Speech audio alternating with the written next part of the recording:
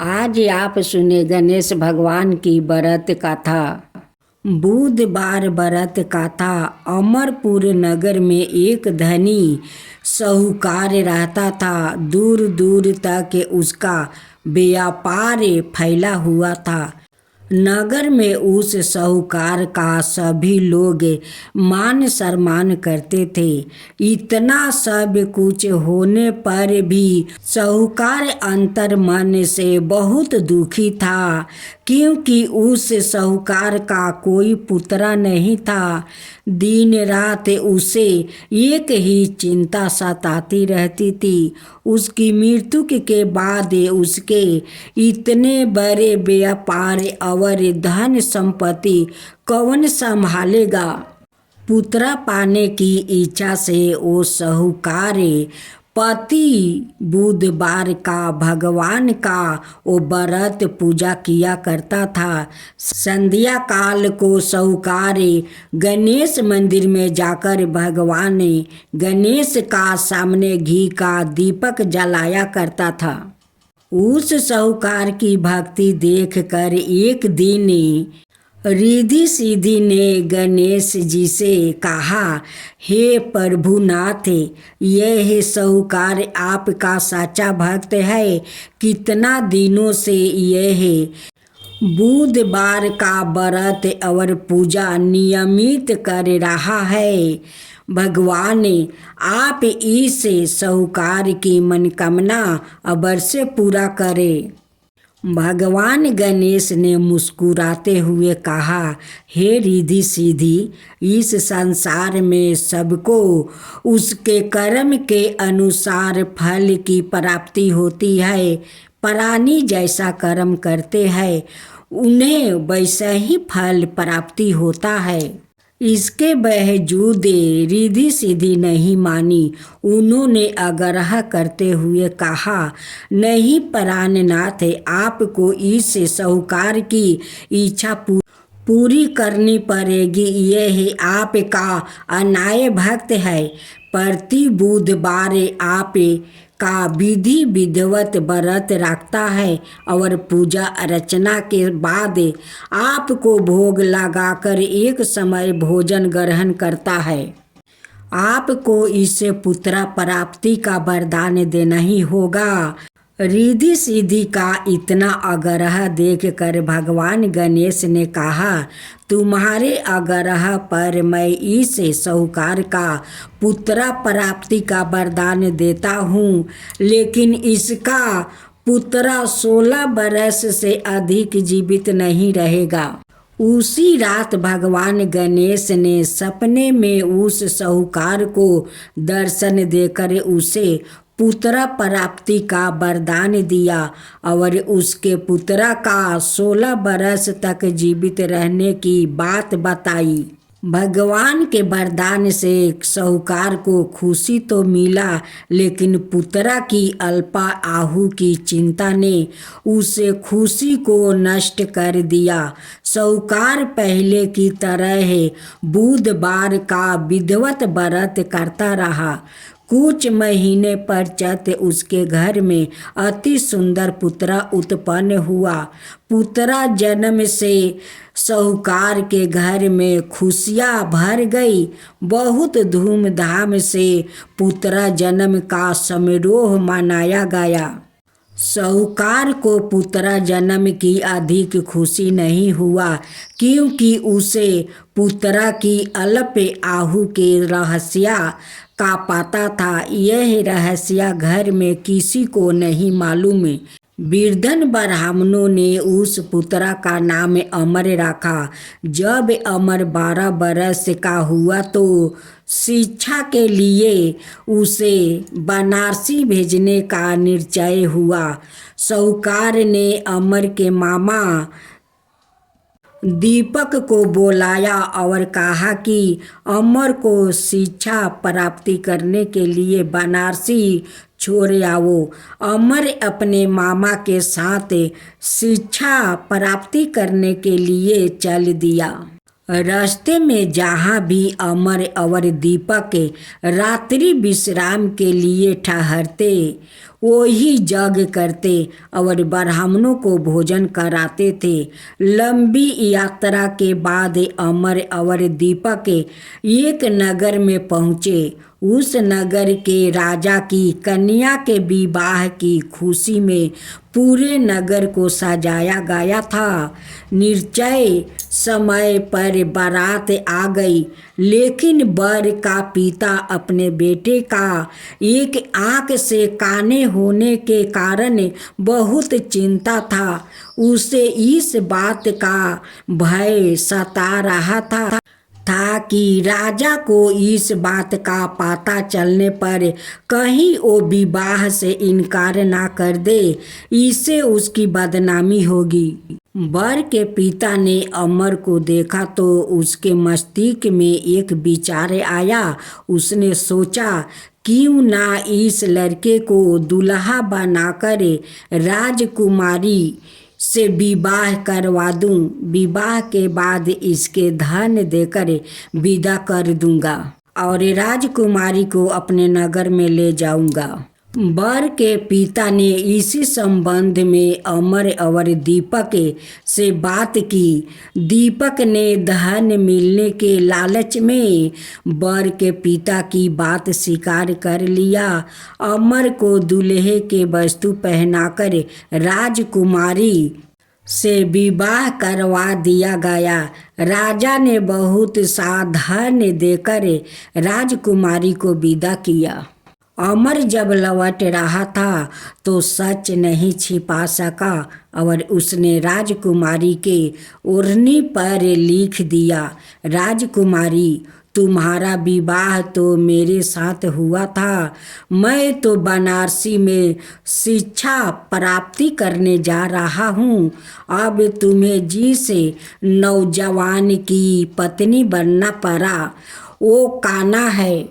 जब राजकुमारी ने अपनी ओढ़नी पर लिखा हुआ पढ़ा तो उसने काने लड़के के साथ जाने से इनकार कर दिया। राजा ने सब बातें जानकर राजकुमारी को महल में रख लिया। उधर अमर अपने मामा दीप के साथ बनारसी पहुंच गया। अमर ने गुरुकुल में पढ़ना शुरू कर दिया। जब अमर की आयु 16 बरस पूरी हुई तो उसने एक यज्ञ किया। यज्ञ की प्राप्ति पर ब्राह्मणों को भोजन करवाया और खूब अन्न वस्तु दान किया। रात को अमर अपने शयन कक्ष में सो गया। गणेश के वरदान के अनुसार शयन अवस्था में ही अमर के प्राण बिखर गया। सूर्य उदय पर मामा अमर को मृत्यु देख कर रोने पिटने लगा। आसपास के लोग भी एकत्र होकर दुख प्रकट करने लगे। मामा के रोने विलाप करने के स्वर समीप से गुजरते हुए भगवान गणेश और माता रिद्धि सिद्धि ने भी सुने। रिद्धि सिद्धि ने भगवान गणेश जी से कहा, प्राणनाथ, मुझसे इसके रोने का स्वर सहन नहीं हो रहा है। आप इस व्याकुल के कष्ट अवश्य दूर करें। भगवान गणेश ने रिद्धि सिद्धि के साथ अदृश्य रूप में समीप जाकर अमर को देखा तो रिद्धि सिद्धि से बोले, रिद्धि सिद्धि, यह तो उसी साहूकार का पुत्रा है। मैंने इसे 16 बरस की आयु का वरदान दिया था। उसकी आयु तो पूरी हो गई है। रिद्धि सिद्धि ने फिर भगवान गणेश से निवेदन किया, हे प्राणनाथ, आप इस लड़के को जीवित करें, नहीं तो इसका माता पिता पुत्रा की मृत्यु के कारण रो रो कर अपने प्राण को त्याग कर देंगे। इस लड़के का पिता तो आपका परम भक्त है। वर्षों से बुधवार का व्रत करते हुए आपको भोग लगा रहा है। रिद्धि सिद्धि का आग्रह करने पर भगवान गणेश ने उस लड़के को जीवित होने का वरदान दिया और कुछ ही पल में वो जीवित होकर उठकर बैठ गया। शिक्षा प्राप्ति करके अमर मामा के साथ अपने नगर की ओर चल दिया। दोनों चलते हुए उसी नगर में पहुंचा जहां अमर का विवाह हुआ था। उस नगर में भी अमर ने यज्ञ का आयोजन किया। समीप से गुजरते हुए नगर के राजा ने यज्ञ का आयोजन देखा। राजा ने अमर को तुरंत पहचान लिया। यज्ञ समाप्ति होने पर राजा अमर और उसका मामा को महल में ले गया और कुछ दिन उन्हें महल में राख कर बहुत सा धन वस्तु देकर राजकुमारी का साथ विदा किया। रास्ते में सुरक्षा के लिए राजा ने बहुत से सैनिकों को भी साथ भेज दिया। दीपक ने नगर में पहुंचते ही एक दूत को घर भेजकर अपने आगमन की सूचना भेजी। अपने बेटे अमर के जीवित वापस लौटने की सूचना से साहूकार बहुत प्रसन्न हुआ। साहूकार ने अपनी पत्नी के साथ सवाई को एक कमरे में बंद कर रखा था। भूखे प्यासे रहकर साहूकार और उसकी पत्नी बेटे की प्रतीक्षा कर रहे थे। उन्होंने प्रतिज्ञा कर रखी थी कि यदि उन्हें अपने बेटे की मृत्यु का समाचार मिला तो दोनों अपना प्राण त्याग देंगे। साहूकार अपनी पत्नी और पुत्रा को साथ नगर के द्वार पर पहुंचा। अपने बेटे के विवाह का समाचार सुनकर पुत्रा वधू राजकुमारी को देखकर उसकी खुशी का ठिकाना न रहा। उसी रात भगवान गणेश ने साहूकार के सपने में आकर कहा, हे साहूकार, मैंने तेरे बुधवार के व्रत करने और व्रत कथा सुनने से प्रसन्न होकर तेरे पुत्रा को लंबी आहु वरदान की है। साहूकार बहुत प्रसन्न हुआ। बुधवार का व्रत करने से साहूकार के घर में खुशियाँ लौट आई। शास्त्रों में लिखा है कि जो स्त्री पुरुष बुधवार का विधिवत व्रत रखते हैं, व्रत कथा सुनते हैं, उनकी सभी इच्छाएं पूरी होती है। जय गणेश जय गणेश जय गणेश देवा, माता जानकी पार्वती पिता महादेवा। जय गणेश जय गणेश जय गणेश देवा। एक दांत दयावंत चार भुजी धारी, मस्तक सिंदूर सोहे मूस की सवारी। जय गणेश जय गणेश जय गणेश देवा, माता जानकी पार्वती पिता महादेवा। अंधन को आँख देते, कोढ़ियन को काया, बाजिन को पुत्र देते, निर्धन को माया।